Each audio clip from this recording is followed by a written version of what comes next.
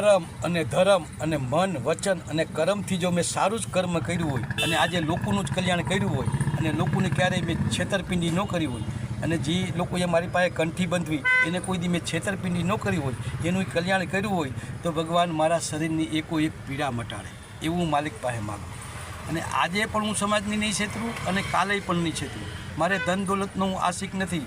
આ રામ રોટી અહીંયા પૂરી કરી અને આ સ્ટેપ અહીંયા પૂરું કર્યું ને રામ રોટી લઈને આવ્યો બધા સારી કોરથી આ લોટ અને આ બધું કમ્પ્લીટ કરીને આવ્યો.